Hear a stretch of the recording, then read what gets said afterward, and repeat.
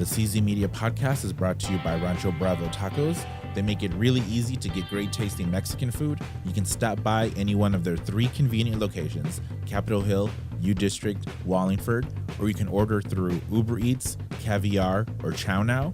You can also text RBT to the number 474747 and you'll get deals on tacos, burritos, and more.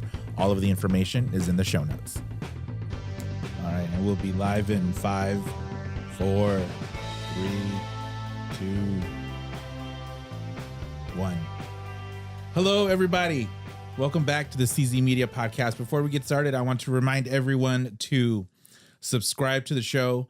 I'm on iTunes, Stitcher. You can listen on my website. Subscribe to the RSS feed on the website. Follow me on social, Facebook, Instagram. I have a donate button on my website. We were talking about this a second ago. More people should click on that donate button. That's cool. Have you clicked on it yet? No, I haven't. Wow. But I definitely should do that. Well, not just click on it, but follow the process. Actually, like donate, right? Yeah, actually donate. $1's fine. You won't judge how much I donate. Would be everyone who donates will get a personal thank you. A personal thank you. Yeah. What's a personal thank you? I'll just send you an email, say thank you for your 50 cents. Thank you for your $1. I need a handwritten thank you. You know what? For donations over $50, I'll do handwritten in my new fountain pen. Over 50? Okay. Here, let me show you. I bought a fountain pen a couple weeks ago. Like super fancy. That is dope right there. I haven't seen those in ever, actually. Yeah, donations over $50. I will write a handwritten note with my new fountain pen. Because I need one more piece of equipment to make this setup way more convenient. Because this headphone splitter, sometimes it just cuts out and I don't know what's going on. Why does it cut out? Because it's cheap. How much it costs? Like $5. That is the weakest link of my whole setup here. Everything's expensive except that one part right there. Right. And then you know he what got lazy right there. Well, my wallet got lazy. It didn't want to open up anymore. But you know what they say about the weakest link? What they say? Well, I don't know. It's just like that's the weakest link. Okay. How's it going? Yeah, it's going good, man. I'm gonna go ahead and introduce you sooner than later. Yeah, because that's what I was waiting for. I was just kind of talking for the introduction. The whole time. Yeah, and I'm like, okay, do they know who I am? Probably not. A couple of shows ago, I did that, and then we just started talking, and I completely forgot, and I didn't introduce until like 15 minutes. Into yourself, that's what it is. You know what? It is. Like in my normal life, I'm not attention seeking. I don't think. Mm-hmm. Like I'm not out there. Any of my social media stuff, I never post pictures of myself. The only pictures that get posted are the selfies with the wife, but not of me. Like okay. I'm not, but put a microphone in front of me and I will not shut up about myself. It's just your own little world. I am in complete control. It's all you. I am the master of my domain. Look at that. I'm still talking about myself. You are talking about yourself. And I'm like, oh, am I going to be introduced or not? I'm super happy today. I get to talk with professional athlete Mohammed Seisay. What's up, Mo? What's up, man? Thanks for introducing me. You got the early introduction. So professional athlete. I've been lucky on this show. I've spoken to professional trainers, professional musicians, now professional athletes, to lawyers and business owners. I'm building up quite a library, so I'm super grateful that you took some time to come and chat with me. Professional athlete, former Hawk, Seahawk, Mo. I'm not sure how big my audience is into sports. Okay. Maybe outside of boxing. Yeah. Because I've had on my friend Trish and Jen on the show a few times, and they own a gym nearby. But like, tell us a little bit about yourself. Like, not a whole. You don't want the 1990 May 22nd. Yeah, like in Alexandria, Virginia. Yeah. You want that? You don't no, want that? give me like a like an overall nice summary, Okay. Well, and I'll probably interrupt you along the way. oh, okay. Well, first, I went to Nebraska University, graduated, psychology and minor in business. Oh. That's all. It's important. I'm not just an athlete, like Right. LeBron James said. So psychology because you wanted to be a shrink. Just to be honest, that's the only thing that kept me going to class, because I didn't want to just do a cliche communications or Poli sci. yeah, all that type of Right. majors. So psychology was so interesting to me, you know. So it kept me coming to class. Yeah. And I actually like listened and did well in it. So I'm like, I'm gonna major it, not thinking what I'm gonna do with it afterwards. Right. I just wanted to be able to wake up in the morning, do what I gotta do with football, and go to class and enjoy it, you know. And so I stuck with it. Then I graduated early, like a semester early, and I had to take classes to finish out my eligibility for football. Right. So I just minored in business. Just throw it out there, make it look kind of cool on my resume. My major's in business and a minor in marketing, and it's pretty funny that it helps. It sort of helps at least. Yeah. So you did that. So I did that. And what year was this? Are you a young kid? I could say I am. I graduated 2014. Okay. Oh yeah. You're young. 2014, and I was blessed and fortunate to play for the Detroit Lions. That was my first real job. Never had a job in high school. Never had a job in middle school. I wasn't those kids that had jobs. I was always in summer camps, different type of sporting camps all my life. So my first job was the Detroit Lions. That's super cool. Yeah, I say it is cool, but then again, I kind of wish I had that experience. But I say that now. What experience? Working at McDonald's? Like getting that, yeah, working. My resume was shitty. Right. You know, like I didn't know how to write a resume really, or what to put on there. Well, just a picture of a football. I mean, yeah. Yeah, so yeah, Detroit was my first, real job. And was I'm sorry, nice- this is 15? Yeah, no, it was 14. 14? It was 14. So who was on the team in 14? Calvin Johnson, Megatron. You got Reggie Okay. Bush, Matthew Stafford, Darius Slay, Rasheem Mathis, Glover Quinn. Those are the guys that I'm sure everybody recognized. What's the difference between being on this is probably a stupid question, but tell me a little bit about the differences between being on a college football team versus NFL team? That's a good question. In college, we're all like 17, 18, 19, 20 years old. Yeah. And conversations in the locker room is all about, what girl you saw around campus, what party we're about to go to after the game this week, after the game. Right. A little gossip here and there, stuff like that. The struggle, what we're going to eat, I'm not going to, call out the NCAA because that's another conversation. But, being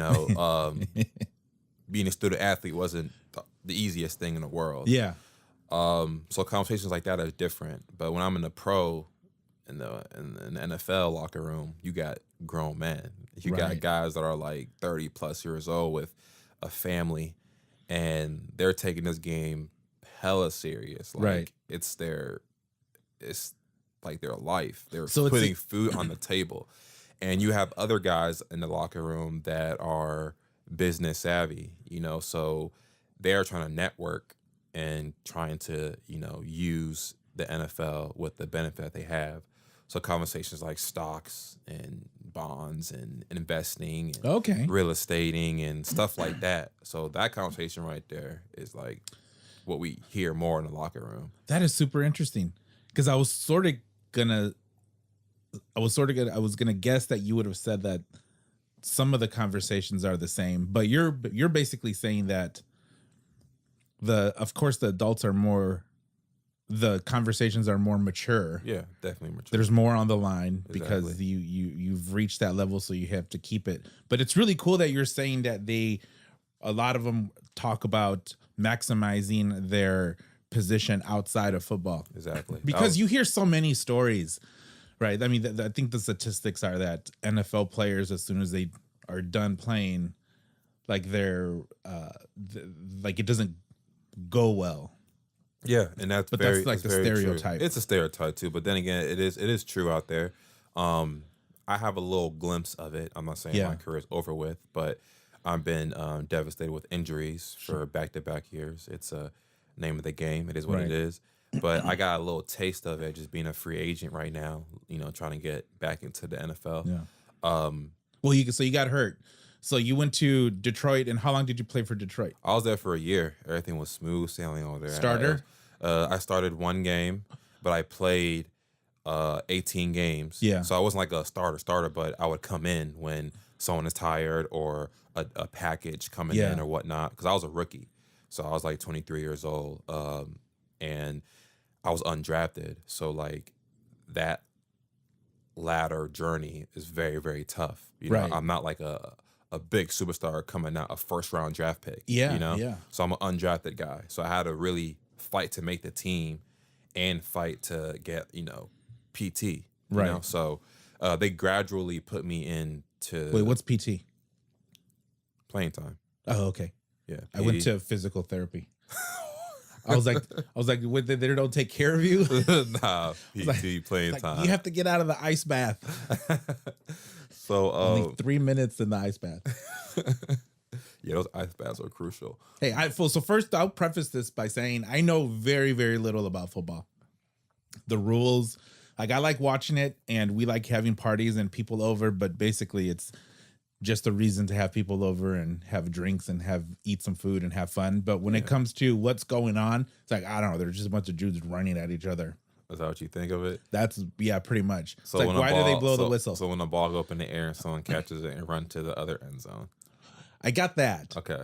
So we're going. But the whistle rings. The whistle gets blown so many times, and then you have to wait for them to go and say what it is. And even when they say what it is, I'm like, okay, I don't know what that means. Yeah, usually they do. They do a good job doing a symbol of what they did wrong. Then they would kind of explain it. But then again, the game is like 2.5, 3 hours. Yeah, that's a long time. It's a long time. So they don't got time to really explain it to people like you that don't understand the game. That's why I have one of my buddies that comes over and I just ask the most ridiculous questions. And he says, usually he says something sexist like, these girls know more about football than you. To which I have to say, yes, I concur. That is true. Let me hear one of your dumb questions you got. I was trying to look for them. So my buddy, he gave me these lists of questions like you should ask them and then say why is this? Oh, I know. Okay, we'll talk about let me ask one. Maybe I'll remember some more. Okay. Or actually, you know what I'm going to do? I'm going to message him right now and tell him to send it to me. The first one that I remember was, why at the 2-minute what do they call it? 2-minute warning. The 2-minute warning. Why are all penalties equal? Like there should be different levels of penalties. What do you mean? Like he gave an example if like what's a pretty like offsides. Like the penalty of offsides is equal to head to head, helmet to helmet contact. Well, no, really. I mean, offsides is just a 5-yard penalty. A helmet to helmet, they been, being strict with that. That's going offsides comparing to going helmet to helmet. I mean, that's kind of dangerous. Well, but aren't they? So what's the helmet to helmet penalty if you're in the 2-minute warning? It's all the same throughout the whole game. Oh, so you're saying that those penalties have their set? Yeah, it's set. Like the rules are set. Hopefully he'll come get back at me. He might have to come back at because I don't even remember what it was. Oh. And I think the other one was, why aren't the goalposts taller to avoid those questionable calls if the ball went through the goalpost or not? Like, it doesn't seem like that hard to say, okay, these questionable calls, the ball is, 10 feet above the goalpost. Why don't they just say, okay, we're just going to make these goalposts taller? To avoid that question, unless someone kicks it like 100 feet in the air. Yeah. Hey, that's a good question. I mean, that is. It's like you have grids everywhere else, right? That's just going to make the game too. Nah, I don't think that's going to It'll save you time. How many times have you seen refs take 5 minutes to figure out if a field goal was within the uprights or not? I mean, I've seen a couple, but I mean, usually these are professional kickers, so they're either going to kick the thing that's going to be far left, far right, or short. And with the high tech, cameras we have these days, like, it shouldn't take the referees that long. You're right, it shouldn't. It shouldn't. But hey, if they do, they don't have that $5 connector that you got over here. They got some expensive stuff. They do. And then plus, if it takes longer, they can squeeze in another Tide commercial. Exactly. Tide, Papa John's, Bud, Ford, all that type of commercials. So you started with Detroit, and that is just super cool. I was on a football, I've been on 2 football fields. Wow, which one? It better not be high school. No, the Dolphins, where the Dolphins play. Okay. And Indy. In the dome. Yes. Yeah. For the Colts. Mm-hmm. I was on the field, but it was cool. The one in Miami, I was at a work event. Okay. And they had an event there. So it was so funny. There was a bunch of like middle-aged guys, fat dudes. I was skinny at the time, and younger. So I wasn't one of those dudes. But they threw out a bunch of balls on the fields, and grown men who maybe played high school ball, a plain catch on a football field was like the funniest, a little sad and heartwarming thing you've ever seen. You didn't join them? I did. I played a little bit. I threw the ball a little bit. But there were like all these, and then of course the stories came out where the dudes were like, "Oh, I played high school ball." And I was like all American, all state, and everything. And just watching all of that, it's so funny because when it comes right down to it, men are still children, and want to play. Exactly. And then they started. Then they brought out the little stand where you could kick a field goal. The tee? Yeah, all of these guys lined up to see if they could do it. Out of about 40 men, only one of them was able to get it. It's not easy now. It is. You know what I did? I think I broke my foot, and the ball didn't even go in the air. Yeah. I don't know how I kicked it, but it just went straight on the ground. See, I'm not a kicker, but I don't think kicking with your toe is gonna help you. I don't know what I did. Just like being a soccer player, because I'm not a soccer player, but they would use like the top of their foot. Yeah, you gotta really push your foot down. And I feel like it's the same way when it comes kicking a football. Yeah. That's what I think. My foot was swollen for a few days, and I couldn't walk very well. I was limping, and the ball not even 1 foot off the ground. It's just rolled straight across. Did you get some PT for that? I should have. Not playing time, but actually physical. Actually, I had some of the Dolphin cheerleaders console me. Oh, okay. They were there. That's nice. I would be like, I hurt, and then they were very concerned. That was so funny. Of your big toe. Right. Oh, okay. Hey, that's important, that big toe. It is. It messed up Shaq for a whole year. It sure did. Yeah. That turf toe is not something you want to play with. No, toes are important. Yeah, it is important. All right, so you're playing with Detroit. Do you remember the first? Well, of course you have to remember. What was that first game like? Man, it was nerve-wracking, man. Usually when I'm playing football, it's like a kid's game. I'm playing the game I love so much, and I've been playing this game since I was 8 years old, But making it to the NFL, and I'm a big Madden video game player guy. Are you? So I'm on the field against the Green Bay Packers, and I'm looking across and I'm seeing Aaron Rodgers. You know, the Aaron Rodgers, the guy that's good. That's like a 90 overall in the Madden ratings. You know, so I'm across from him. Then the receiver I'm going up against is Randall Cobb. You know, it's his go-to guy. So Aaron Rodgers is a smart quarterback. He knows everything. Played the game for a very long time. So when he saw a different number at the time, I was wearing number 39 on the field. He was like, "Oh, we got fresh meat," you know. So he didn't say that, but you can tell by his eyes. He's looking at me like, "Oh, we got fresh meat right here." So we're gonna just go at him this whole game, just see where he's at and see if he's a good player or not. Right. You know. So it was a home game. I had my family there. I was happy to be on that field. It was Ford Field is like it's a beautiful stadium. It's indoor. It's very beautiful.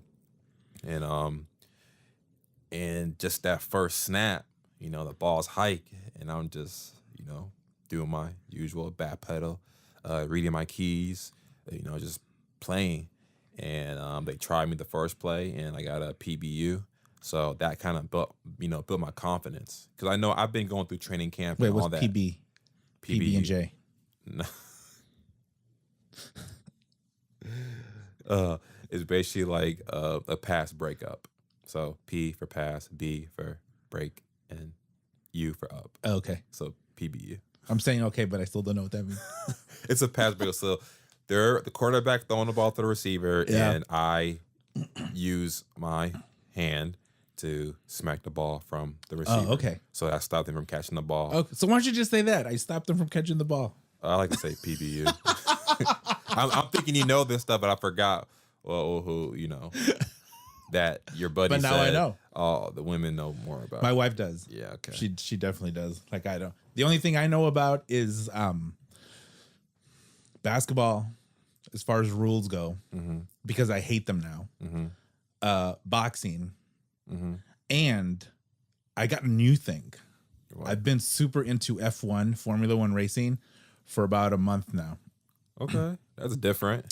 And I'm pretty knowledgeable about it now. What did you do? Watch some YouTube videos or something?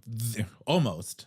On Netflix, they have a 8-series show called Driver, I think, where basically they follow around a few Formula One teams, and they just make it seem so dramatic and cool. And was this like a drunk moment, or was this no, sober?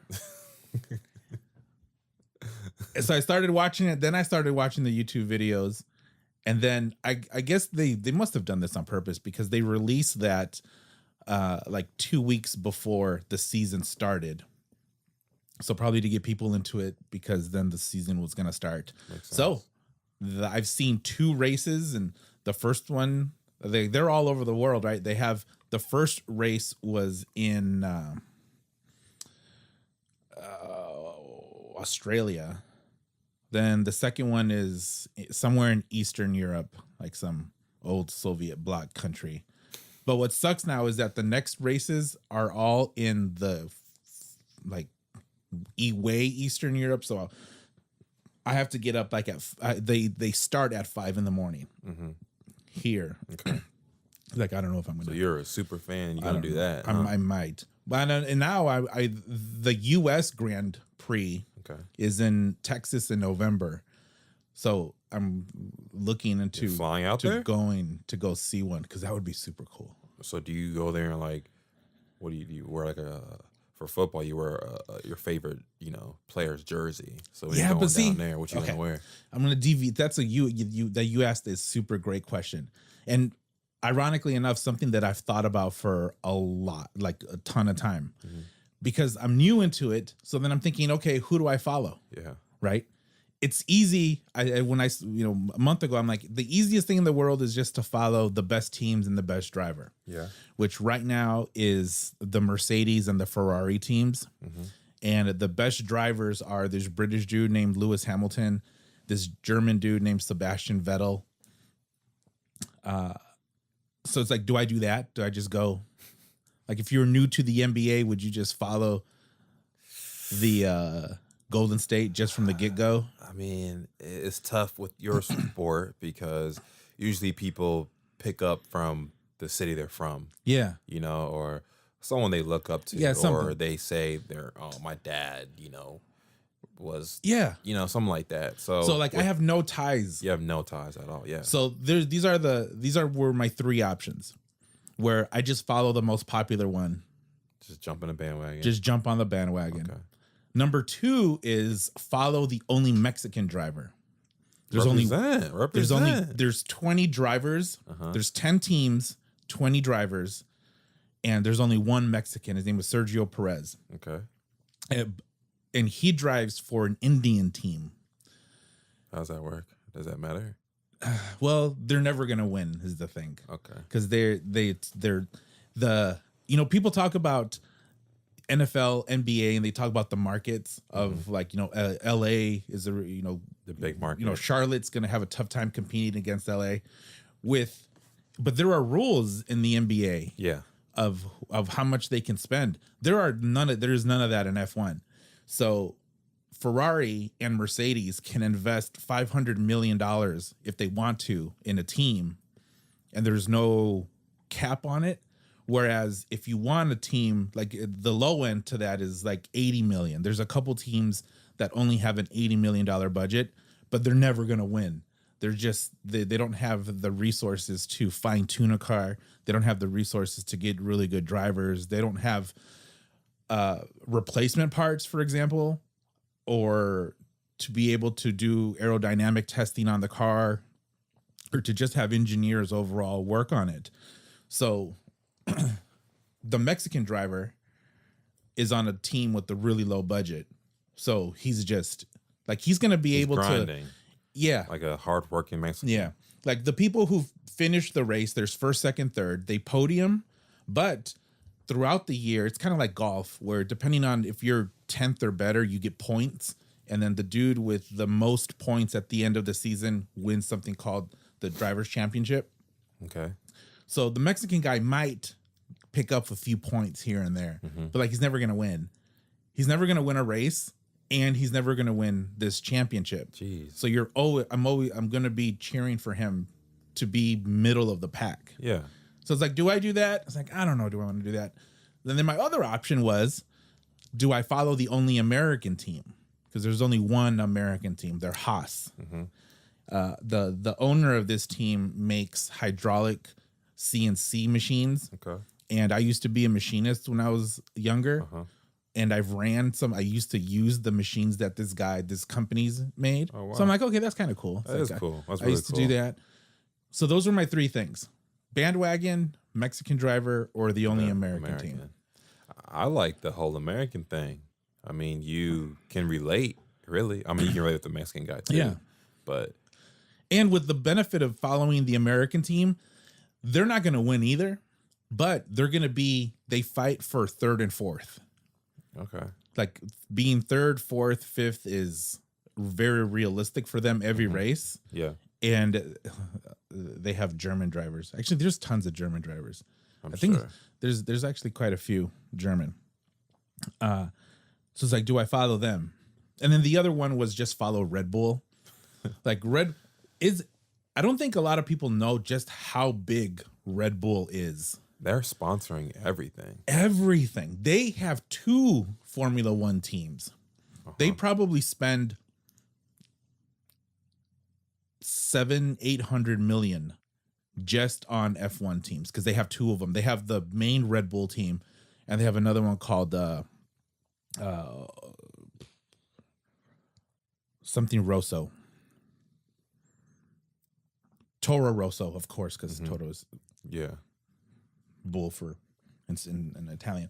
They have 2 of them, and the Red Bull team about 10 years ago, they were top, and then now Mercedes and Ferrari surpassed them. But they had a success early on, and now they're sort of climbing their way back up. And then the other one, the Toro Rosso, they're middle of the pack. Like they're gonna fight for the 7th, 8th, and 9th place. Okay. What were we talking about? Football? That's what we were talking about, but you got into your sport, into what you love. into what you're a groupie for. Are you interested now at all in F1? No. Not your thing. You wouldn't fit in a car. I'm just too long and tall. And I hate driving. Going fast is cool and all, but I mean, that's just not my thing. Yeah, I wouldn't fit in a car either. But for the other reason. Like those fast cars, there's just so little, it have to be because they can be fast. Oh, yeah. So I just can't get jiggy with that, Well, you might, you could probably fit into like a Ferrari 458. They're not like a Grand Touring car. Yeah. But not a, like a Zonda or a no, you'll probably fit in a Bugatti too. Bugatti is spacious. Yeah, they're pretty big. Yeah, they're very spacious. Yeah, because they're heavy, they're big. Exactly. Well, anyway, okay, so you're there. First game, Aaron Rodgers tests you. He tests me. Got my PBU, and that's when I just felt like I belong here. Yeah. I really, even though I went through practice, training camp with my team, all that, made the team, I still needed something to validate sure. I'm an NFL right. player. Because at that point you're unproven. Yeah. So that one play right there just gave me the juice, the confidence. I'm like, wow, I just get a pass breakup on Aaron Rodgers. So who's the guy who was covering you? Or who was the guy you were covering? Randall Cobb. Did he say, "Hey, rookie"? No, he didn't say rookie. It wasn't like it was no communication really. Okay. A new guy, because I came in the second quarter. One of our guys got hurt, unfortunately. So they had to, tag me to come in. So yeah. I came in middle of second quarter. It's like 2 minutes left before, for halftime. So I'm just kind of like fresh legs, coming in there, all, jittery and happy and all and whatnot. And just, Were you nervous that you were going to trip running on the field? No, it wasn't that. It was more like, I'm here, lights, camera, action, let's go. And I wasn't worried about messing up at all. It was just, I just wanted to, not have my first play be a career ender. Yeah. And way they just went deep on me, caught the pass, scored a touchdown at our home game. Yeah. And that would be the first taste of the fans seeing, Mohammed Seisay as a player. So that's not what I wanted. But it wasn't in the back of it was in my back of my mind, but it wasn't the first thing I'm thinking about. I'm in the game right now. They're about to say a hike. Aaron Rodgers is looking at me. Ronald Cobb's right in front of me. I'm in the slot and I got to make a move, So I made my move, felt the confidence, got the juice, the swagger, everything. I'm like, I really do belong here. Was there any slow motion going on in your head? The whole thing was slow. Was it? The whole it was so slow to me. I'm the ball's hike. I'm taking 1, 2, 3 step. I broke. It was a quick release, a slant in the inside, and I just driving the ball. I saw the ball, and I'm just all smiles and happy. And I'm like, okay, here I go. What am I gonna do? And he had the ball in his hands, and I punched it out, and it was incomplete. And I was like, yo, I just did this. Nice. So now it was all right. I had a little cotton mouth, because I was kind of nervous and just everything just dry around me. And guys are talking to me, all right, nice play. The play came in. So I had to think okay, we got quarters. So I got to make sure I do my job. Yeah. Make sure I read my keys and just continue playing. That very next play, I had to go up against Jordy Nelson. And they tried me again, and I got a pass interference penalty, which I felt like it was a bullshit call, but it is what it is. Yeah. So I was 1 for 1. Coach is yelling at me, telling me just keep your hands off him, keep your hands off of him. So I'm like, okay, well, I got a penalty on me. So everyone's looking at me, I'm sure, back at home. Because when you get a penalty in a game, they call you out, number 39, holding, stuff like that. So that's the camera finds you. Well, there's too many of those. Yeah, there's a lot of cameras out there. So, yeah, that's my second play. To my third play, I made a tackle for loss, and it was 4th down, and got him off the field. Our offense came back in and scored a touchdown. So you were the center for the last 3 plays. Yeah, I was picked on those last 3 plays because it was fresh guy coming in, and they felt like I don't know what the hell I'm doing. And what did so you were a rook, you had those 3 plays, offense takes over. Who comes and talks to you first? Well, the defensive coordinator, he's kind of like your boss, right? Basically, yeah. He's the one up in the booth calling the plays, signaling and whatnot. So he had me. I don't know if you've seen the sidelines. Do we have in our headphones or be on the phone? We're talking to people upstairs. Wait, does every helmet have headphones? No, just like your basically designated captain. So for some defenses, it will have. Well, actually, all defenses have the middle linebacker. He would have the headphones in his helmet. So you went to the bat phone. So I went to on the sideline, the phone upstairs. Yeah. And my defensive coordinator was just telling me what I did wrong with the pass interference call. Yeah. But congratulated me and said, "Congratulations, welcome to the NFL. Very cool. And let's keep it going." And I survived that game. And throughout the whole season, I was coming in different packages. I was playing all special teams. Got 18 games under my belt. Went to the playoffs for the first, not for the first time, but their first year with Jim Caldwell, the new head coach. Yeah. He was there, and we went to the playoffs and played the Dallas Cowboys at Jerry's World. Got cheated that game, but we lost our first playoff game, and that was my first rookie season playing 18 games. Not many rookies can say they went to the playoffs or play that much games. Right. So everything was promising from there. Got 18 games, got a nice little fat check for my first job. Off season came, and I'm just living life. I'm going on vacation. I'm traveling. I'm just taking my mind off of football, taking care of my family and whatnot, and just trying to live life. Yeah. I didn't really, get a chance to travel and do things when I was before I was like a little kid, because I was in camps and summer. So you played the 18 games. How tired were you at the end? I mean, is that why you decided to be like, take a break?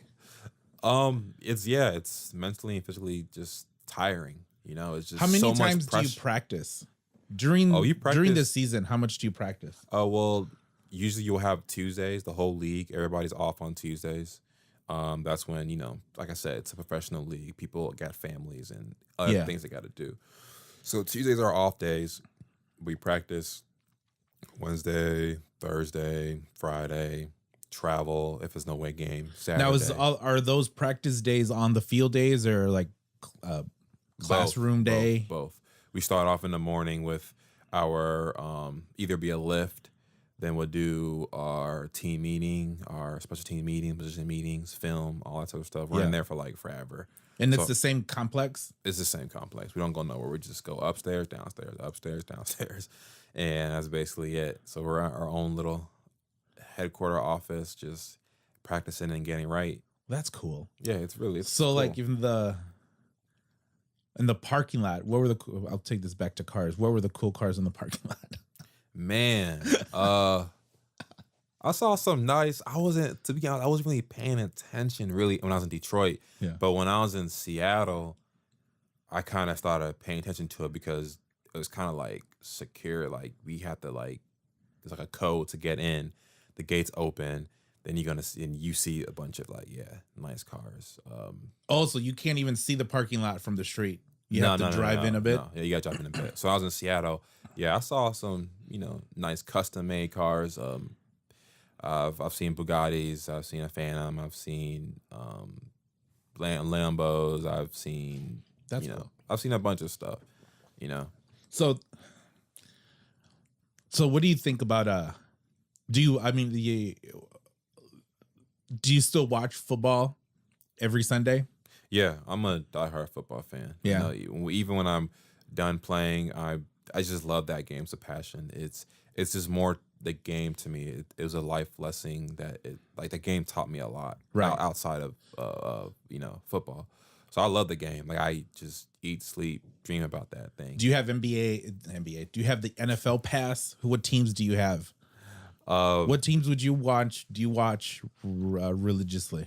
Religiously, the Washington Redskins. That's because I was born and raised in Virginia, and I was basically the home team. So I always follow them. And what happened to Robert Griffith? RG3? Yeah. Well, he had a promising career at Washington. Then injuries happened. He got hurt. New coaching coming in and a bunch of off the field bickering and talking, stuff like that with the front office and him.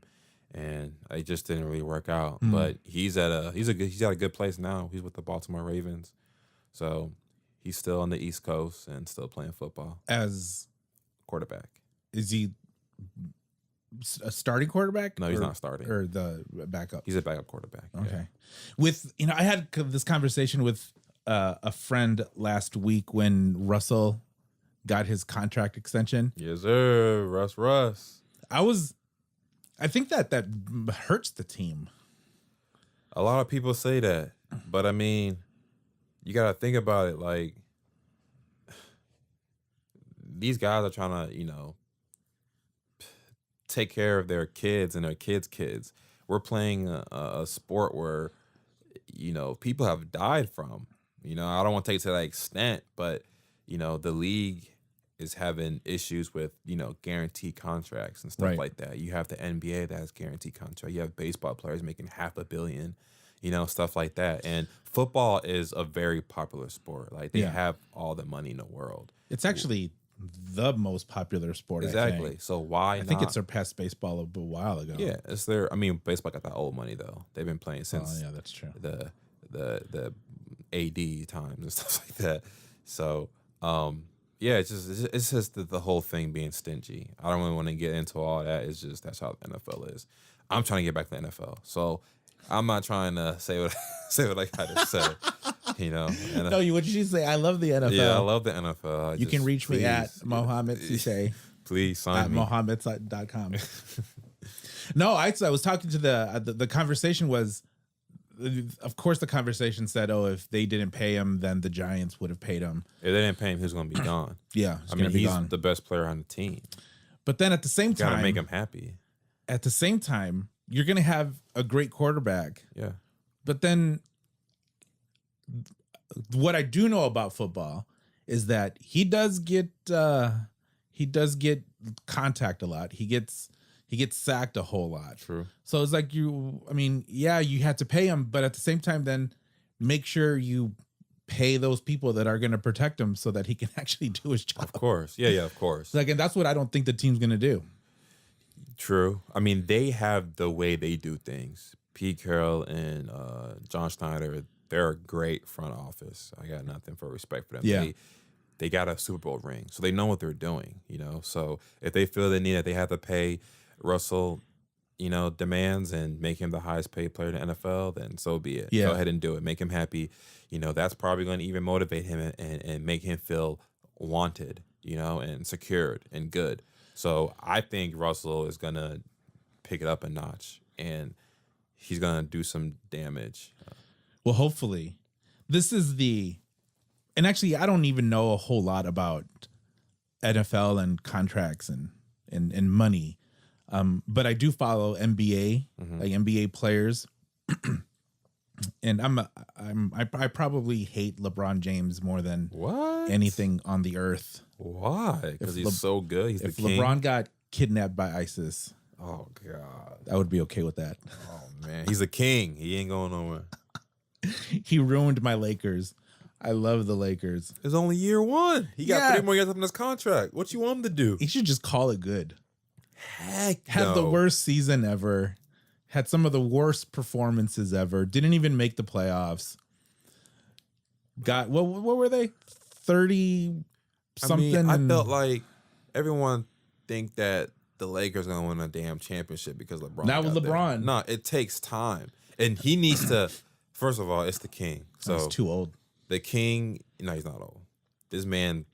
He spends $1 million every offseason to take care of his body. He's a machine. He's still old. But I mean, the Lakers are gonna do fine. I'm not a Lakers fan. I don't really care for them. But LeBron is the king of the NBA. He gets his way.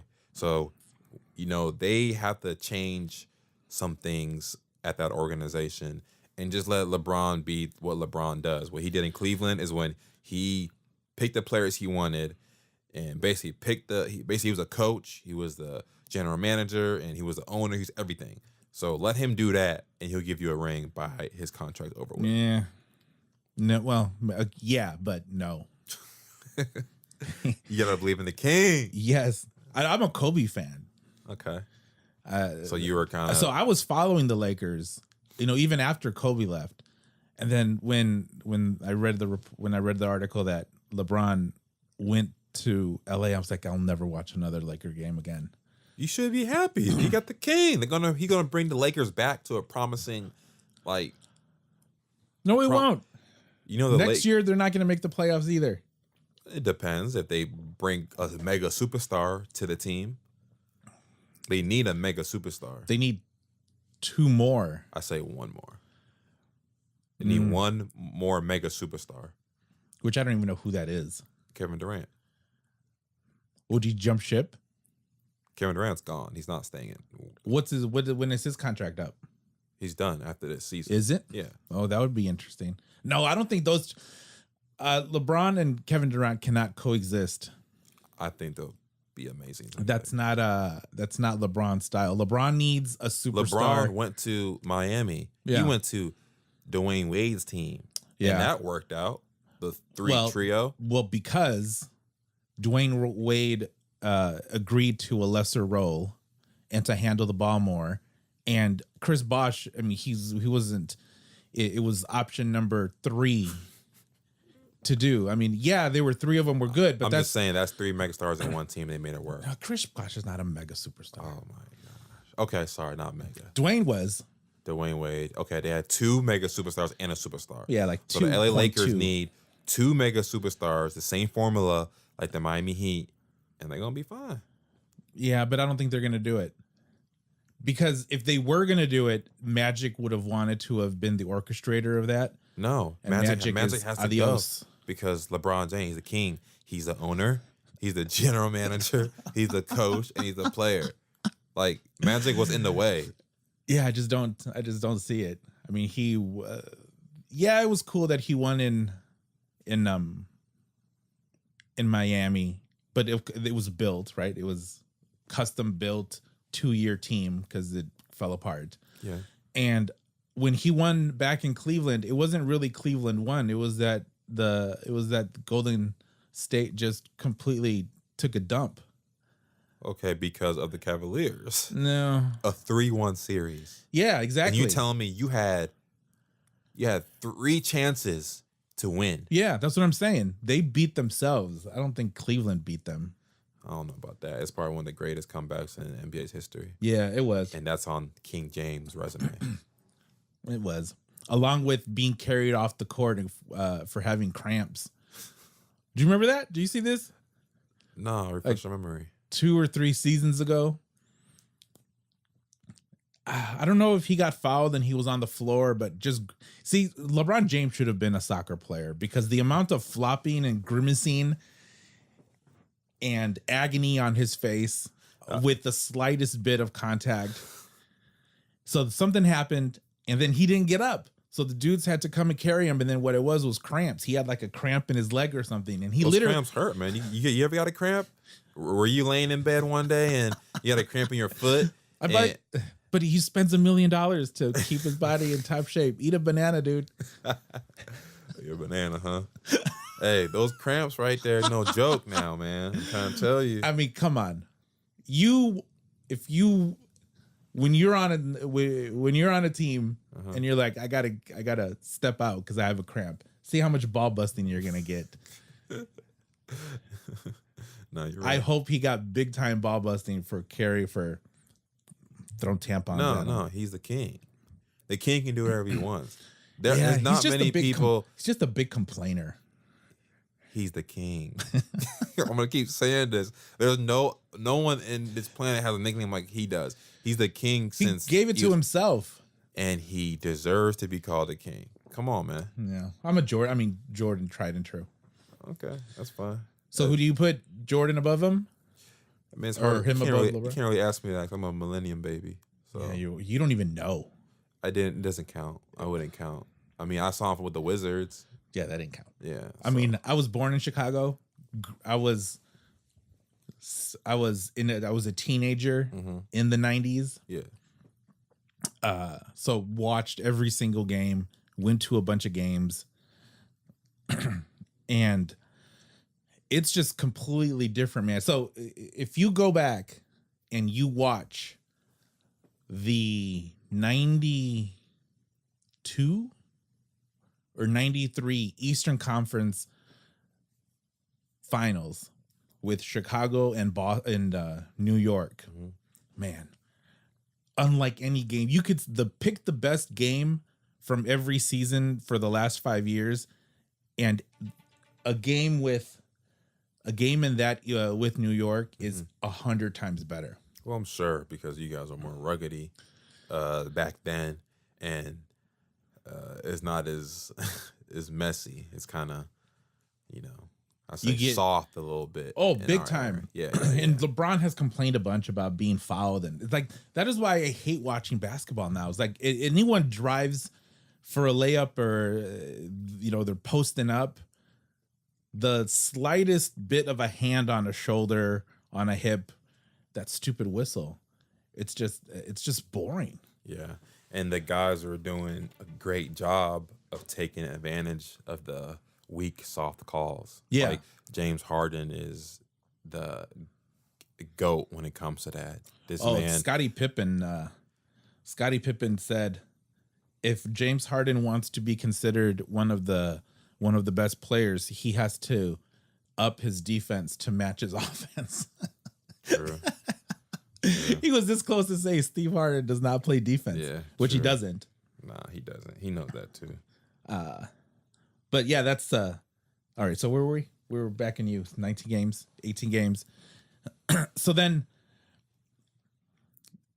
how are regular season games different than playoff games? Oh man, like what would you say the biggest difference is? The biggest difference is obviously in the regular season game, you got next week and the week after that and the week after that to get better and to get a chance to play again.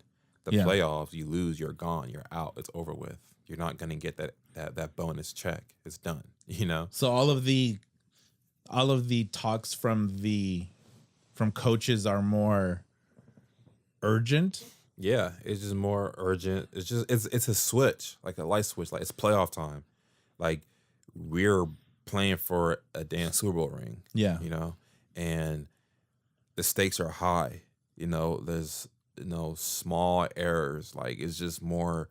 By that time, like week 17. I mean, after like week 18, week 19, like people like the level like is more tuned. Like the guys are just got their groove on. You know what I'm saying? So it's like everyone is very tough. Yeah, I can definitely feel a difference when I have my experience. Was the team? Did they have playoff experience? The team I played for, yeah, Detroit. No, like the players, were they pretty young? And no, I don't think Calvin Johnson. I don't think he. No, he hasn't. I can count as many. So you guys were all pretty much on the same boat. You would say most of you were on the same boat as far. Those guys played for 6-7 years and didn't see a playoffs. They really got I blessed that year and went to the playoffs that year, and I think they've gone one time after that. Were they? But it's hard making it, man. It's really hard making the playoffs. Not everybody makes it. Yeah. At least one team or two teams in each division gets a chance to make it to the playoffs. 16. Did you see what was the weirdest superstition that you saw? The weirdest, like were dudes that just had to do the. A bunch of guys have their routines. Do you have one? I've learned to get one. When I was with the Detroit Lions my rookie year, I was the type of guy that would never warm up. I would eat whatever the hell I want. I didn't care. Like if I have a game at 1, I'm gonna probably have Popeyes at 11, and I'm chilling. And I get to the stadium around 12, and I go in there and just put my clothes on and go on the field. So that's what my routine was. What happens if you have to take a dump midway through a game? Oh man, you can't think about that. You got to hold that thing in. Or if you really do gotta go, you gotta make that embarrassing jog all the way to the end, to the tunnel, and people will look at you like, "What is he doing?" He's got to, you know. that's why you limp a little. Yeah. Like so you gotta act like yeah. But I mean, yeah, taking a dump, that's tough. I've heard people, you know, shitting themselves and pissing themselves. Was I around it? No, but I heard people do that. That'd be hard to hide, can't man. play. Those are pretty tight. I can't even. I don't like even peeing in the pool. You know myself. I just can't. If I'm in a football pass and I'm taking a piss on myself, I just can't do it. I'll be gross out. I know football's a man's sport, but I'm just when it comes to just that. Hey, I'm not gonna suck it up.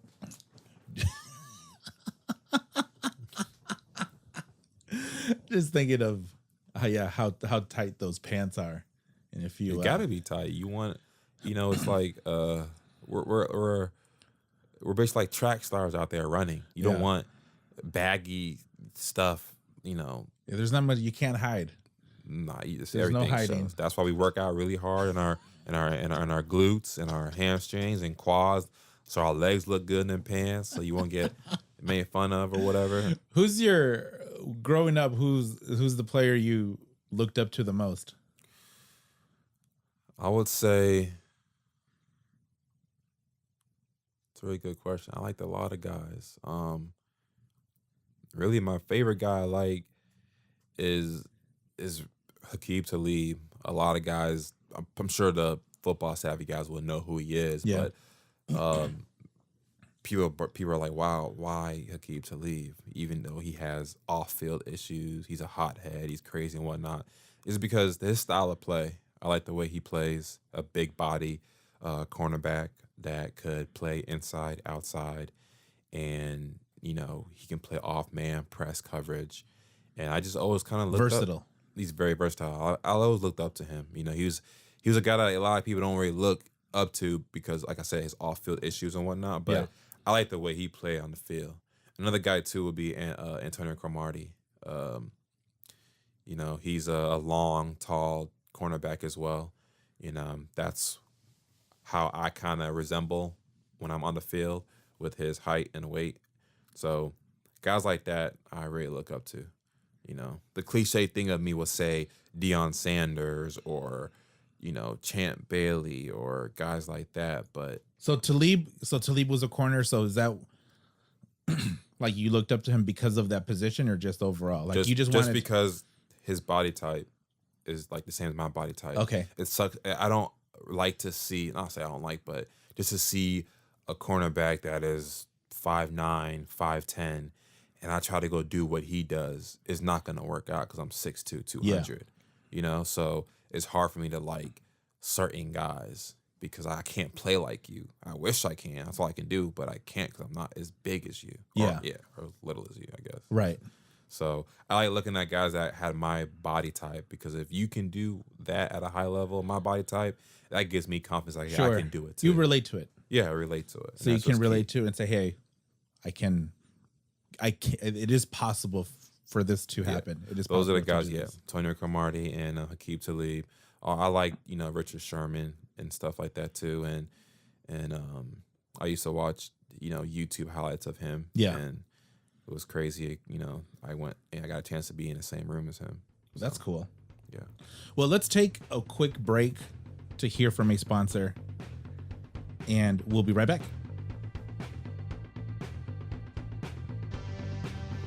When I needed updated content for my small business website, I was worried because I didn't have a very large marketing budget. But then I found Carlos at CZ Media. He gave me a budget-friendly quote and delivered the high-quality content I was looking for. I would recommend you check him out. All of his information is in the show notes.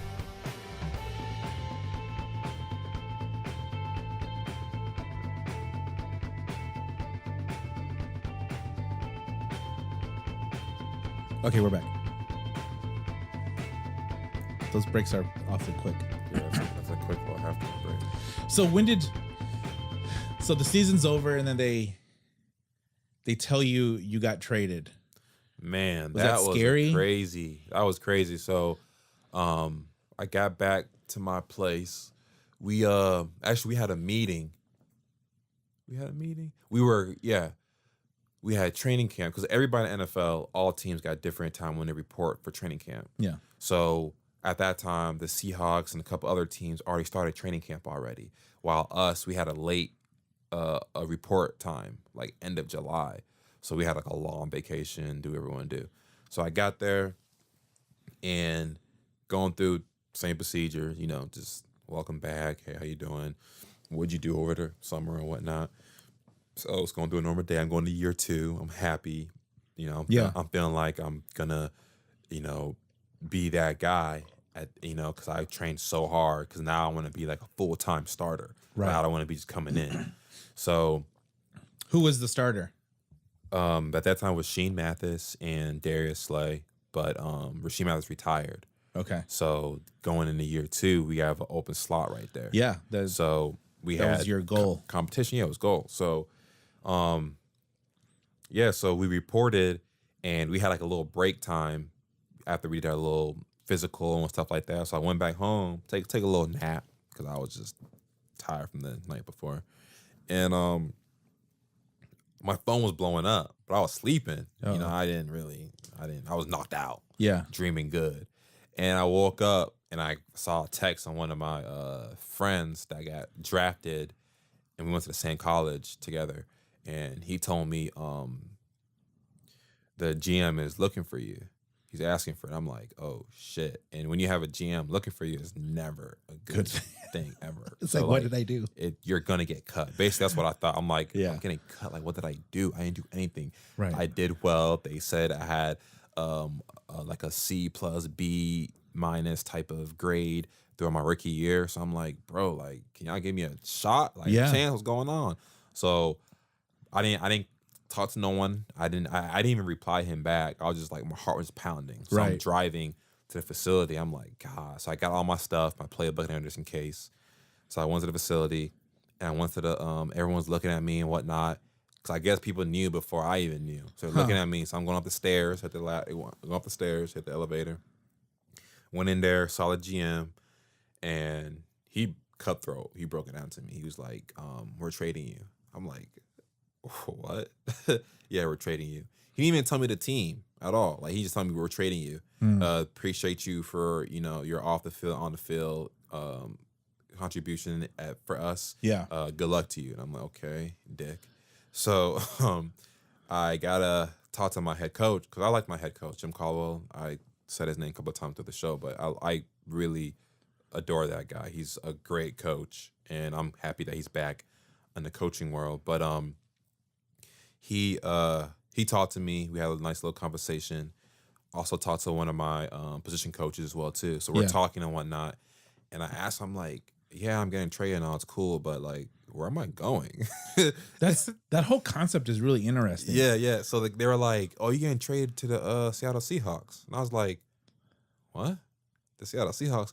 I'm not gonna tell you right now what I said. It wasn't going to my head, but when they told me that, I was like, oh, wow. So what's next? What's going on? What do I do now? Yeah. They're like, you're flying out in like 3 hours. So go back home, grab things you need to grab, and you're flying out. And I'm like right now, like, what about my dog? Like, what about my apartment and all that? They're like, they'll take care of it. I'm like, okay, then. Well, thanks. Like, who will take care of it?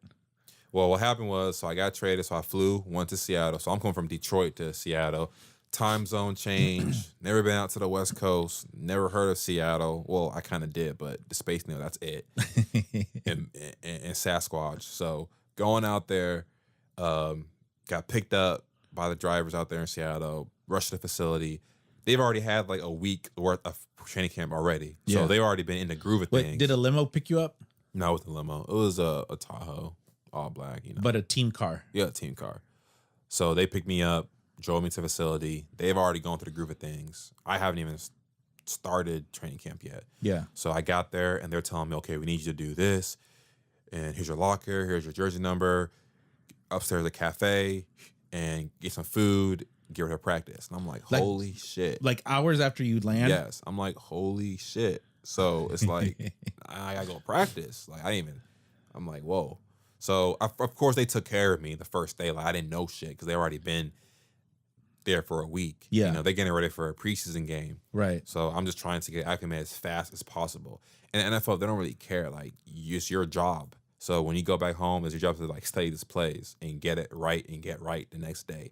because competition, they'll get rid of me quick. So, like, where did you sleep? That just at a hotel? Oh, they put me in a hotel. Okay. So they waited because the team, now that they have my rights, my contract and everything, and when you get traded in the NFL, that team takes care of your moving expenses and stuff like that. Yeah. So they had like a moving truck, my car shipped, everything. They took care of everything. That's kind of that's cool. when you're traded though. When you're released, you're on your own. You're like, sayonara. It's on you.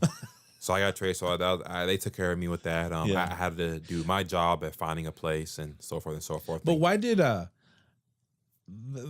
question that I would have is, how come your agent didn't call you and tell you?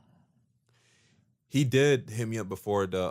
He was kind of surprised too, in a way, I guess, because I remember he told me he had a conversation with the Seattle Seahawks because they were asking if he has any cornerbacks that he's with. Yeah, and he mentioned my name just to mention my name because he's like, yeah, that's one guy. Wait, so someone hit up your agent? Yeah, but no, there wasn't asked for me particularly. My agent was trying to get one of us running backs assign a job because he was a free agent. Yeah. So he's trying to get him to go to Seattle and so forth and so forth. Teams were doing his job.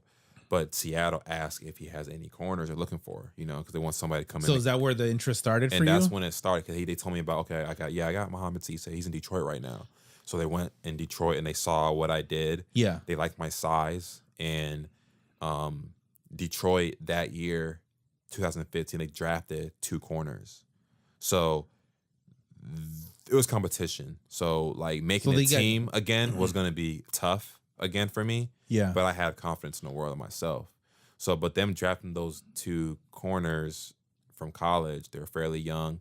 I was young too, but like they were draftees. Sure. NFL is a business. Yeah. If they, invested in you, they got to see their investment flourish.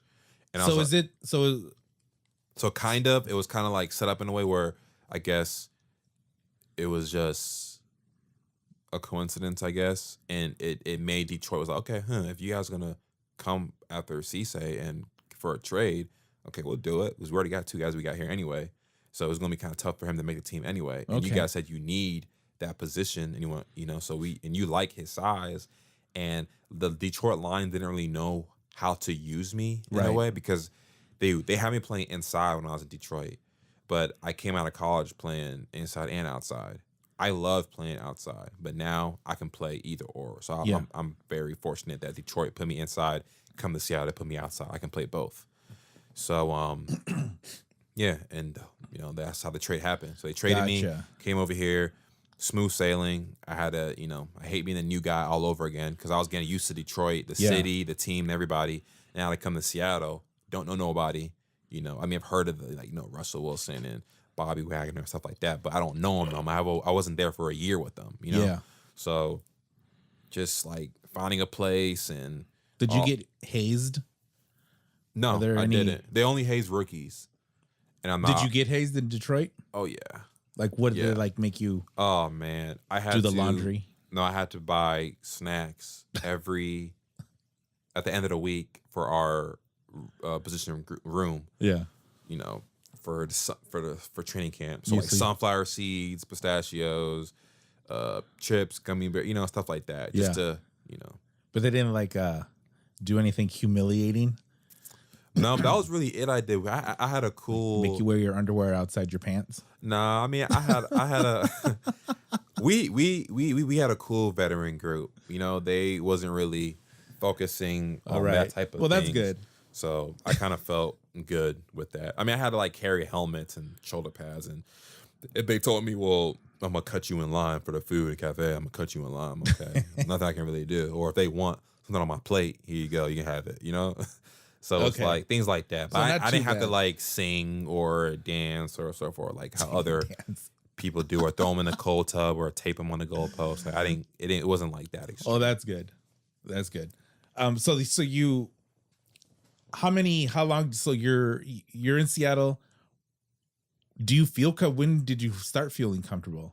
It took about 2 weeks really for me to feel comfortable there, And but I was just in my. Which player did you? Who befriended you first? It's easy. I'll say. I mean, everybody was talking to me. I mean, I just because usually when you in the football locker room, it's defense and offense, so you're really spending time with your side of the ball more than everything else. Yeah. You know, you come in, introduce yourself after the meetings, guys come up and talk to you and stuff like that. So basically the whole team was talking to me and whatnot. But if, you know, the relationship that I built was with basically my guys in my position, all the corners, all the safeties and whatnot, you know, so I was kind of, you know, close with them. Yeah. Then that's when, you know, injuries happened with me. And so how soon after? When I got there for 2 weeks, it was preseason time. I didn't play the first preseason game because I had a strain in my groin. And that was just because, not an excuse, but just coming from the East Coast time and whatnot and coming to the West, I had to adjust to the time zone. Yeah. Waking up early, their time, and to get my body wasn't used to it. And I had to pick up where they left off. They already been a week into training camp. I am just starting. So these guys are already got their legs under them and whatnot. So yeah.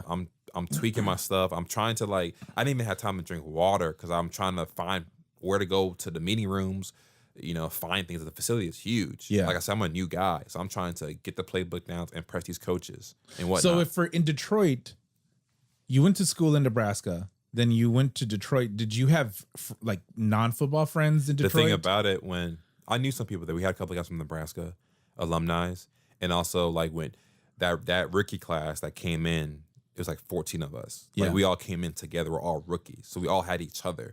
We had dumb orientation meetings we have to do for rookies. You know, little seminars, stuff like that. So we're always around with each other. But you didn't have non-football, like your high school homies.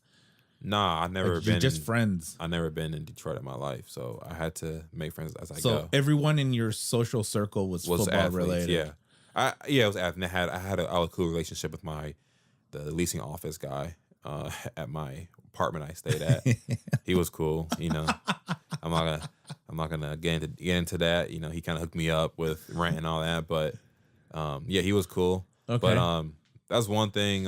But you had your Nebraska people at least. Yeah, something familiar. So then when you're out here in Seattle, there's nothing familiar. I didn't know nobody. It's just you solo. Nobody played in Nebraska here.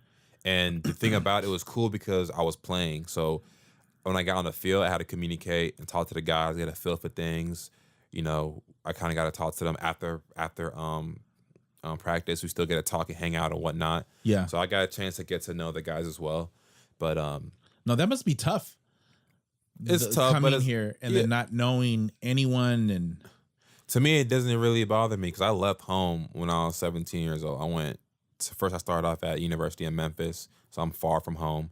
Then I went to Nebraska, that's far from home. Yeah. Then I went to Detroit. I'm always away from home. Like I can adapt to any environment you put me in. It's just the way how football taught me because you're in a room with so many different backgrounds and you have to communicate to work on a field. So you can throw me in. If they have a football team in Alaska, I'll be cool with people out there. It don't matter. I love the show Ballers. Yeah. Did you watch Ballers? Yeah. And a couple of them have friends, right? High school friends that go with them and do stuff with them all the time. And it sort of seems like they sort of help them.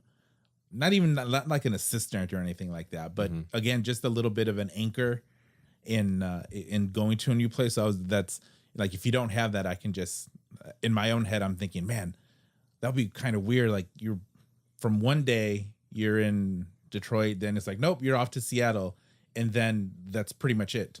It's like overnight it all happened. Yeah, I was alone for a little bit. Then I had my brother. He came up. Oh, okay. But he came up because I got injured and I needed somebody to help me out because my first injury was my torn labrum on my shoulder. So I was in the sling. I was drugged up. Yeah. You know, and so that was preseason game? Preseason game. Yeah. The first two games I didn't play. Then the third game, which is really the third and fourth game are really important games. Yeah. To make the team and whatnot. So I had to play. So I finally got healthy with my groin and I played the last preseason game against the Oakland Raiders, and everything was going smooth. Everything was going good. Playing football again, getting a groove of things. I got in early in the game, and there was just this one play that I'll probably never forget. It was about 30 seconds left till the game's over with, and it was in the end our end zone. They were driving in to score a touchdown, and I've already tweaked my shoulder in the game, but I didn't want to say anything because I've already battled a groin, so I missed 2 games.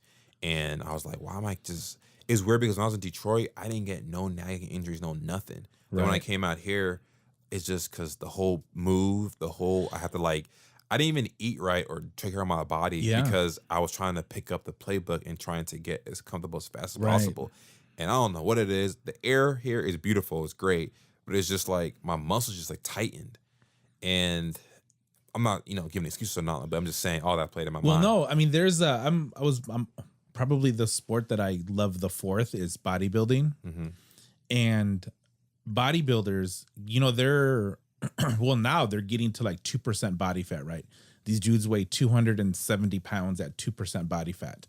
And a lot of the big the big names, the ones who have really created have created some money for themselves in bodybuilding. Yeah. When they go to a show, they go to the city where the show is maybe a week before because they don't want to be on an airplane within 2 or 3 days of performing, because all of that, the stress of getting ready, the actual flight, going different time zones, it messes with your hormones. Okay. You get all of these hormone fluctuations. Your muscles, you get dehydrated, right? Sense. So it messes with your electrolyte, it messes with everything. So these dudes, they'll the ones, in Vegas, that's the biggest, the Mr. Olympia. The big dudes, the big names, they just move to Vegas because they know it's been pretty consistent that the show's going to be there. But the ones that don't live there, they go out, a week before because they want their body to completely acclimate to that temperature. So that makes sense. I completely get that. Such an abrupt move. Yeah. And if I'm not going to say you didn't take care of yourself, but if you didn't realize that you needed to tweak it to compensate, that you probably needed a little bit more time. Yeah, I needed more time. And like I said, it's a cutthroat business. Right. So I didn't have time to have time, if that makes sense. So I had to make an impression quick, so. So when they traded you, was it like a trade or a provision? Was that even a thing? It was a temporary trade? No, it was a trade. They traded, they got my contract, everything had 2 years. So you, in essence, you were on the team. Yeah. Yeah. I was an investment because they traded for me. So I was going to be here. I had 2 years of my contract. So then that's weird. It's why wouldn't you? I know that, again, I don't want to put a negative spin to this, but it just seems like if they did trade for you because they wanted you, some ramp up time would have been. Yeah, but I had to show them something. They saw what I did in Detroit, so they want to see what I can do in this scheme here.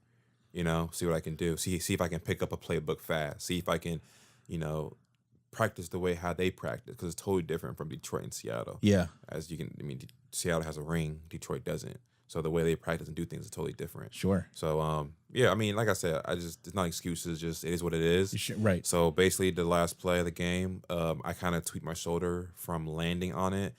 This name of the game is football. Shit happens. Yeah. So I could have went out the game and that's it. But I'm like, nah. But you had to have been. You would have had to have asked. And plus, my adrenaline was running too, and it was a home game. It's the first time these fans are seeing me, play. Yeah. So it was a big running back coming my way, and I'm like, damn, he's coming to the shoulder where my shoulder's kind of tweaked a little bit. So I'm like, you know what? I don't want him to score, so I'm gonna go ahead and just hit him. So I went and hit him, and he ran just right through my shoulder, and it was already weak and tweaked anyway. Yeah. He ran right through it. and just ripped. And you felt it right away. Yeah, I was done. When I felt that, I was like, yeah, this is something wrong. And I got basically a cart off to the field, and that was it. X-rays and MRIs. And on the cart? Yeah. You got it on the stretcher? Not the stretcher, but I mean like the little golf cart. Yeah, the golf cart. Did you wave to the people as you were? I put my thumbs up. You know, something you have to do. Let everybody know you you're didn't alive. flip them off like who did that? Cliff Averill? Not Earl Thomas. Was it Earl Thomas that flipped people off? He got hurt, yeah. But that was just him because of contract issues. I know. When I saw him, when he was being carted off, and then he was flipping, I was like, who is he flipping? Like the camera showed it for like a couple of seconds, but they didn't say anything about it until a little I bit wasn't later. really surprised. I mean, if you kind of followed it, there was the tension going on between him and the front office. So right. I wasn't surprised him doing that. It is kind of not professional. It's not a professional. But I'm not surprised at that. 'Cause I kind of knew, okay, he did it at the sidelines of the Seattle Seahawks. So they cart you off. Do they have X-ray and MRI machines? X-ray machines. X-ray, not an MRI. Well, they want to see if anything broke. And Yeah. nothing broke. And the next day, I got an MRI, took care of everything, and they saw my labrum was just completely gone. So you had to have surgery to fix and it. they have surgery to fix it, and they told me I was out for 4 to 6 months. And the NFL season's over with that. So they put me in IR, which is injured reserve. Yeah. You're still getting paid, and you're still around in a team, and you're still around them and going to meetings, all that. You can type of travel thing. with the team? No, you can't travel, but you can go to the home games and support or whatnot. And Like be on the you're sideline? basically still on the team, but you're not practicing. You're like LeBron when he got cramps and the next game he had to be on the sidelines in a suit. Yeah, but this is a labrum though, so it was no suit or like that. But yeah, so I had to do that. Then came back at 6 months, got recovered, and I had 1 more year left of my contract, and another accident happened, tore my Achilles From the get-go? As soon as I got cleared, a week later, that's when my Achilles snapped. Jesus. So that was over with. And that was 9 to 12 months. So I'm out again. So usually NFL teams, when they see that, they're like, okay, we're going to give you an injury settlement and you're gone. But Seattle Seahawks, they blessed me and put me in IR again, which means I'm getting paid still. Right. And they're taking care of rehab. I'm still around a team and so forth and so forth. Then at the end of the season of that 2017, I kind of knew my contract was up, so do you have to re-sign me or not? But I got healthy, but I wasn't 100% yet mentally. It was more like, it was basically mentally. So I wasn't as fast how I used to when I was, running. I was running 4.3s, but when I tore my Achilles, I'm like a 4.5. But that's because I didn't, it takes a while because I was in a cast. I was in a boot, so I lost my muscles in that left leg. So I had to kind of get back into it. And like I said, it's a cutthroat business.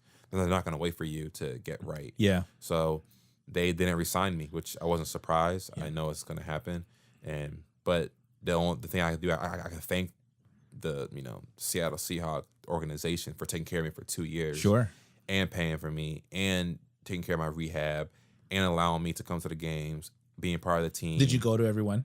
I went to every home game, yeah. Oh, that'd be cool. I went to every home game. I was Did up, they let you I was up take in people? the press box.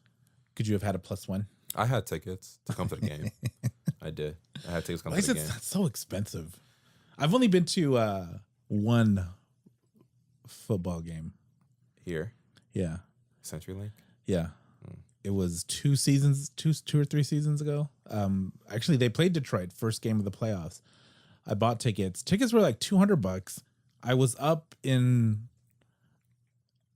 as very high as you could get, and it was freezing. It's playoffs. Yeah, Everything goes up when it's playoffs. You got to go to a game where they're playing a bunch. No, they're all that expensive. Oh, you can't get tickets, and that was 2 or 3 years ago. Now I don't think you can get tickets now for less than $300. I mean, I wouldn't. No. So I'll stay here and pay $70 pay-per-view. Watch boxing. Sign up for DAZN. Yeah, you're watching boxing, spending $70, and you have a 1-round knockout. How does that make you feel? Well, if it's a good knockout, then it's okay. Okay. I'm okay with that. Okay. A football game, you're guaranteed 2.5 hours. Yeah, but only 60 minutes of actual playing. Yeah, True. But if you're at the game, you're socializing. Not if it's freezing. Yeah. Well, Actually, we did socialize because the people in front of us gave my wife some hand warmers, those little packets that you break and they warm because we were just freezing. So, man, yeah, that's... Oh. You must have been a very, very angry man. I was depressed, and it wasn't hard not to be. Yeah. You know, like I went from Detroit playing 18 games, having my dreams coming true, coming to Seattle, which was a good fit for me, and I felt like my career would have went off the roof coming out here. Yeah. If I just did what I had to do, but I just had devastating injuries, and there were season-ending injuries, and Achilles could sometimes be a career ender. But I'm not, you know. Like, does the team have like nutritionists and trainers? Yeah, they do. They have all that, but you can't control. I've been playing football for a very long time, so we don't know. It could be the wear and tear. Yeah. But can you get one-on-one attention? Yeah.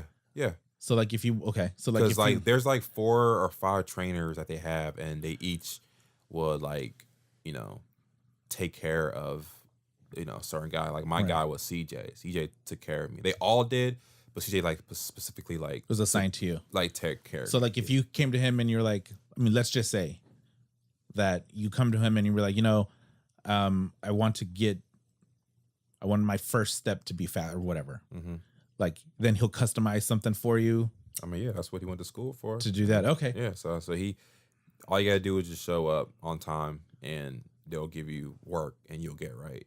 You know, try to get you back as fast as possible and as the best as you've been before. You know? So they did that. I mean, they did that for me. It's just like they didn't re-sign me for another year, so I can showcase my skills back from Achilles. So your rookie contract was 3 years. Yeah. And then when you got traded, the Hawks basically took 2 years and because I mean you would have had to have gotten paid anyway, wouldn't you?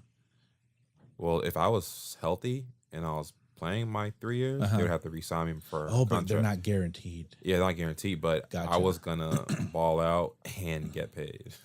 So that was the name. That was the. So how are you such a happy guy? I mean, we've hung out for a little bit. You're smiling. You crack jokes. I mean, it's... How are you not always with the bottle of vodka in your hand? At one point, like I said, I had a depressed stage of my life because when that Achilles tear, it wasn't a sling no more. It was my foot. Like I was in a boot. I mean, you're host.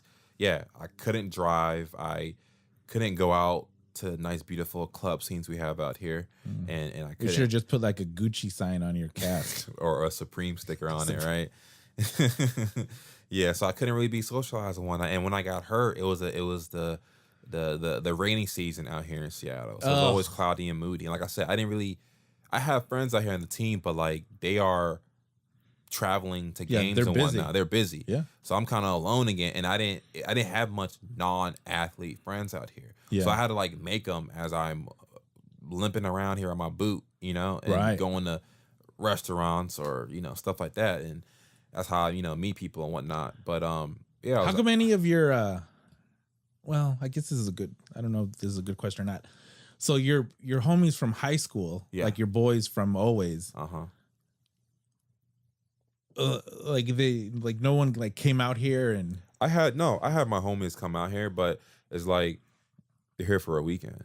What is that gonna really? Yeah, it's gonna make my spirits up and happy and whatnot. Yeah, but I'm not gonna go to a club with a boot on. I'm not gonna. You get sympathy. You do get sympathy. Actually, I lied. I did one to the club with a boot on. I did one. I did one to the club with a boot on. I was actually out a lot for a guy that had a boot on because at that point I kind of knew I wasn't gonna be back in Seattle, so I was just like living life and just, you know, it is what it is. I can't just pout about it. I had my 3 months of pouting. After that, you kind of get bored of pouting. Right. So well, then you're not getting anywhere. Yeah, you're not getting anywhere. So now I'm like, okay, let me get healthy. They're taking care of my rehab. All I got to do is go there for 2 hours, get my rehab, and I have the whole freaking day to myself. I'm still getting paid. So it's like, I got to do something. So when it's away games, I'm flying out too. I'm going to Vegas. I'm going to Arizona. I'm going to LA. I'm just living life. You know, not thinking about it. And but when it's time to work and get my rehab, my foot back, yeah, I'm working. But yeah, I'm just all it's friends, family, and people that were in my life, my circle, kind of lifted me. They remind me all the time that, bro, like you kind of beat the odds, the statistics. Only 1% people make it to professional. Like you are playing with less than that. Yeah, you're playing with a top dog. Like, you did it for 18 games. Right now, you have a 2 major setbacks. Maybe you have something else in life for you, but we don't know that yet. But yeah, I just keep my head up, and I still believe I can play. Well, I think that's what. Well, what do I know? I mean, I'm not saying this by experience at all. I'm just saying it from what I've read. Mm-hmm. That really focused, determined people who have because there's a difference between having the genetics to do something, right? You have great genetics, but then being able to get that genetics and maximize it to the best and actually make it work for you and do what you can with, that's a completely different thing. Yeah, like I'm really like it just amazes me, kind of give me like cold chills. Like I said, when I was playing football, I would never ever think about being hurt or nothing like that. And I've never got hurt before. You can't play that way. You can't play that way. But again, I never got hurt before. Yeah. So I'm playing just carefree, just playing football. Nothing worried. I'm not nervous. I'm not stressed. Nothing at all. Nothing in the back of my mind. Right. And it's like when I tore my Achilles back playing, which I do all my life. Yeah, well, I mean, that's the first thing you do, right? So like the whole mental thing, like I didn't realize how important it is to just like you have to be mentally strong coming out of an injury. Yeah. Yeah. And I swear I was a mentally strong person. I swear I thought I was, Sure. I thought until adversity hit. And it's like, wow. I would say it out loud to myself, like, yeah, I'm ready, like I'm good. Then when I go on the field, it will be a habit where I don't even notice, kind of get in details. I'll be a right corner and I'm backpedaling and there's a certain angle a receiver cuts and I have to break on my left where my Achilles injury was. Yeah. But I would take that extra step and do the right. And I wouldn't get there in time. Yeah. It would be things like that. Well, you're compensating. Very, very much. And that's when I was like, yo, but it's like, I'm like, yo, like I watch film. I'm like, why am I doing that? I'm not even trying to do that. It just happens. Self-preservation. Yeah. And it's crazy, man. But like now I'm very like all into the whole positive energy and faith and all that type of things. And I'm working on it every single day. Like I'll have my moments, but I'm working on it every single day. Yeah, no, follow him on social media and you're not going to see douchebag posts that a ton of other people do. You're actually going to see content of you working. It's you definitely gotta. I always say like follow the journey. Smooth Seisay SMOOVE _Seisay SEISAY. Yeah, post that. We'll post it. We'll post I'm kind of new to the IG world too. I'm kind of new. But yeah, I had it for about 3-4 months. So go ahead and follow me, man. Yeah, and lately I go through these phases where I follow a bunch of people, but then I get sick of them and then I unfollow because like I only want to look at things that provide some sort of benefit to me. Mm-hmm. And as far as athletes go, there's only a handful that are good. Mm-hmm. I mean, Bud Crawford is one of them. Yeah, I follow his IG. He's like nice. His is all work, family. Like he shows that. And you are with your drills. Like that's pretty consistent of the drills. And I love watching those. And I follow a couple other boxing guys that like Leo Santa Cruz is pretty focused. Yeah. But my whole point of saying that was that if you are capable of even getting on a team, right? Like if you have that that level of determination, motivation, physical ability, gifts, all of that. Yeah. And then you have this setback. I think that what puts you over and what solidifies all of those successes that you've had is to come back. Yeah, it's the comeback. And it's unfortunate. I mean, I don't know. I don't want to say unfortunate, but when you hear about people that do get hurt and they just don't come back, it's like you were probably just running on just talent. Yeah, just talent and not work. Oh yeah, for sure. I learned, like I said, when I was in Detroit, I had no warm up. I didn't eat right. I had Popeyes before the game. Like I didn't. It's not I didn't care. It's just I was doing that in college. Yeah, I was eating whatever and just playing and doing well. So now, like in my first rookie year, I didn't get hurt, which was great, but it's just it kind of caught up to me. Yeah, I guess I can say. And now I've learned how to take care of myself. Like I am probably. See, I mean that's another thing is. Just hearing you, because we'll talk about where you are at now, but to be able to have gone through those issues and then to have not only come up with a plan, with your team, with your doctors, but then to execute that plan, to actually get back to being healthy, because a lot of, I'll turn this back around to me. I'm no athlete. I'm super fat. I know exactly what I have to do. Every time I eat something that I shouldn't, I 100% am cognizant that I shouldn't eat it, but I do it anyway. And it's like, it doesn't matter that I have all of this knowledge or the awareness. I don't want to say knowledge, awareness that I shouldn't. Like every time I throw, because I'm on the second story, sort of the studio, sort of on the second, but when I throw my garbage out, I have to walk down 77 steps. Is it literally 70? It is. Okay. But sometimes... And you're breathing really hard. Oh, yeah. Okay. So it's like, I don't want to carry the garbage bag down, so I just throw it over my balcony. That's definitely I throw the bag over so that I don't have to carry it down. That way I can just leisurely just walk down. There's never been an accident where the bag just rip up and all. No, but what happens is that sometimes I throw it over and I forget about it, and then the squirrels and crows get it. Oh my God. So then I have to go down there and spend like 10 minutes cleaning up. So now your neighbors are going to hear this and they know it's you. Like there's a bag of garbage on my patio right now, but I didn't want to throw it down because I didn't want to walk down the steps. See, like there's that. Yeah. There's that, but I completely am aware that I have these issues. So where are you at right now, health wise? I'm 1,000,000% great. You're Infinity. Good. I'm trying to match my mind with my body, because like mind is like confident, like ready, but like it'll be like my body sometimes not matching the same intensity, like focus. So I'm really trying to work with that. I know it's in tune, but I got to work on that more. But everybody has to work on that. Sure. Like, do you go to any like sports since you majored in psychology? Do you go to any sports psychologists or? No, I don't. It's weird. They say that's a really good thing to do. It is a really good thing to do. I don't. Yeah, I can't knock it because I haven't tried it. Yeah, but I feel like I can just. Because you're different. I mean, we talked about this already, that people who can make it, we'll just stick to the NFL.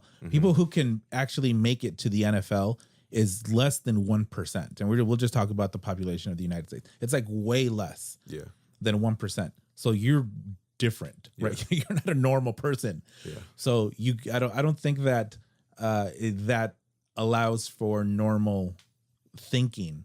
So a sports psychologist can just give you insight on how to assess things by the book, given how high you are on that percentile. I'm already high, like I already been there, So it's like I'm going through experience with everyday like adversity, So I just, like I said, I can't, like I said, I can't knock it. Maybe I'll try one day, who knows? But I try a lot of things. I'm just up for trying things. I know for whatever it makes me get better. I know a therapist who works with. She does mostly boxing. She uses boxing as a tool for it. But that it would be interesting. Like if you did one session and just see if you got anything out of it. Yeah, that would be cool. Yeah, I should probably. Let me know. Like I said, I'm down to try whatever it takes to get my mind and body right, so I can go back to playing the game that I love so much. So you train a ton. What's your goal right now? Like as of April 2019. Well, I did a couple of leagues. I was in the Alliance American Football League for a brief time. that folded. Then I went to the Spring League in Austin, Texas to get film. So to get film, that means of just to get highlight reel, like footage of me. Like, okay, it's been a while since I played football. Yeah, since 2017. So now it's like, okay, does he still have it? You know, so I got to show. Did you get that? Did you get that film? Yeah, I got film. Well, I'm trying to get that edited. You know, if you want to help me with that. But who shot it? It's through this app called like DV Sports 360. It's basically where the film guys, I don't know, some film guy. So the people that arranged this event did the filming? Yeah, they had a team. Like okay. So like this is like it's a legit. It's like developmental league. Yeah, okay. It's legit. You know, guys got signed off of it in the NFL, CFL, understood, and stuff like that. When you mentioned it before, I thought that you meant someone was like on their phone recording it. No.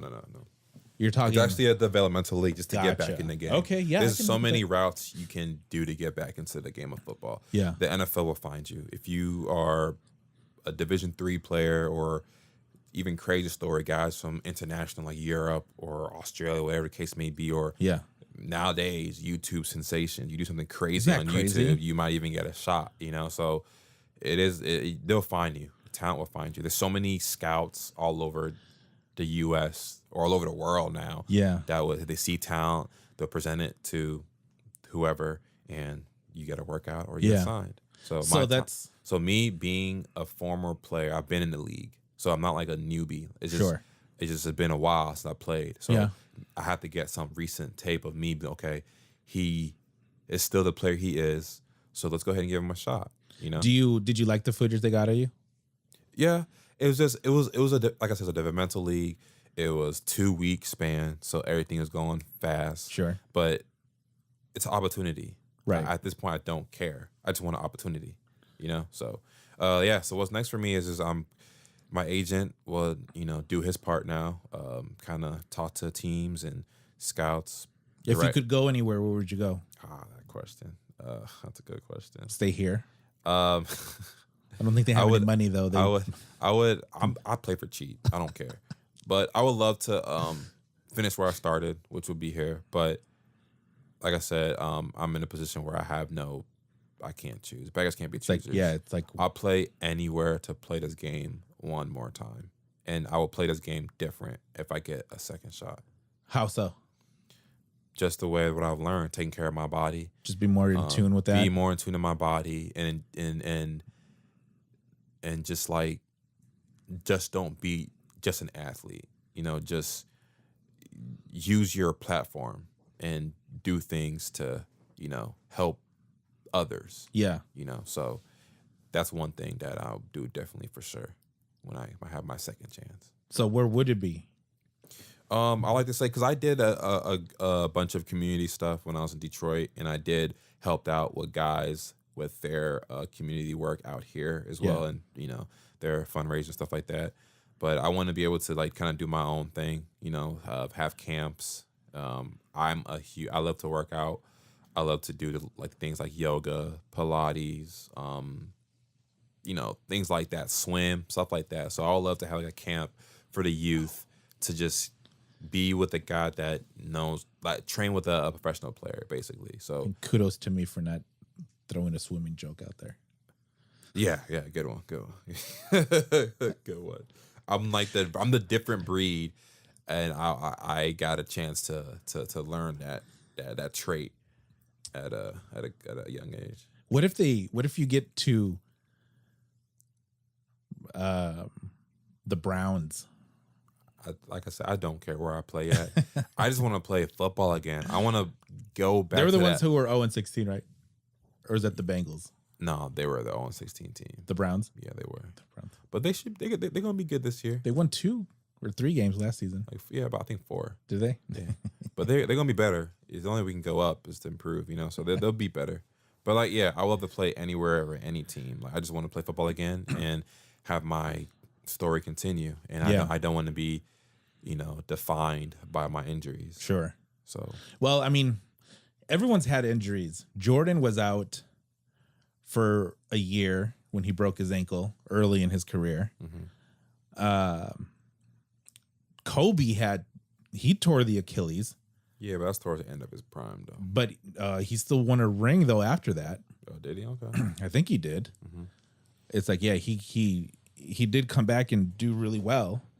So it's, again, it's those, if anyone, I think just from what I know of you and what I see and what you're promoting of yourself, like it should happen. Like I have faith. And as long as you got people like, you have a backbone like my agent, because it's really important. Like you and your agent got to work hand to hand. Yeah. I'm the product and I got to give you a good product to sell. Sure. So I got to do my thing and what makes his job a lot easier. So we're working together. You know, it's not hard. It's not easy to be the agent. Like it's hard to just call all 32 teams, try to sell the product that you have. Then they're coming with you with like, oh, well, he's about to turn certain age. He had 2 devastating injuries. Like, does he still have it? You know, stuff like that. Oh, we'll put him on the side because we have these young guys that's coming in the draft, 22, 23 years old. But I guarantee, like, they don't have it's just, I'm just a different player. I'm just a different player, different animal. And the path that I went through, that adversity that I had, is going to make me one hell of a player. How, since I do love ballers, what's the agent's name? Because The Rock and the other dude aren't agents. They're money managers. Yeah, finance, yeah. It's the other dude. That's so curious. That's so neat. I want I want a friend that's an agent. I thought I wanted to be an agent for a bit. Yeah. I considered going to law school. Oh, really? I mean, if you like that type of thing, it's cool. You get to be in war rooms and negotiate contracts and talk shit, and you get to fly everywhere. And, being an agent is cool. You get 3% of whatever your person makes. That seems good. That's I great. bet Russell's agent is looking at a couple Bugattis right now. He's good. He's set. Russell, he's set. Well, thank you so much for your time, Mo. I greatly appreciate it. I thought that this was going to be a super short show, but we did a good job. We end up rambling our mouths. We did, and that's okay. I think that's what the audience likes. I think because I get sometimes when I ramble, I say just really weird things, which is so funny because then when I'm either at the gym or friends come over, they'll quote me back to me. Yeah. Which that's when you know you've made it, is when people quote you back to yourself. You're big time. Yeah. Like now I know what Arnold feels like when people just come up to him and say, "I'll be back." That's me. I'll be back. That's me. But no, thank you for being on. I will put all of your links. People should follow you on Instagram for that motivation. And then just now that you know some of his backstory, as you go through the content that he posts, just think of all of the work that it took to get back there. Yeah. And then, hey. And you can kind of live through me. I mean, I'm here just to motivate people in general with you don't got to be an athlete to follow me, right. I'm just trying to bring positive energy, and who doesn't want positive energy quotes or me waking up early morning, working out and grinding and see a nice, handsome African-American trying to make it, try to make it in this world, So just follow the journey, man. Just follow the journey. We will. So thank you everyone for listening. Please don't forget to subscribe on iTunes or Stitcher. Listen on the website. There's going to be links. Oh, I also have a line of merch, Mo. What you got? I got Supreme? Almost. I've got t-shirts. I got a coffee mug. I have all sizes. I have women's t-shirts too. Okay. So look at that link. Look at the link that I'll post in there. So get some merch.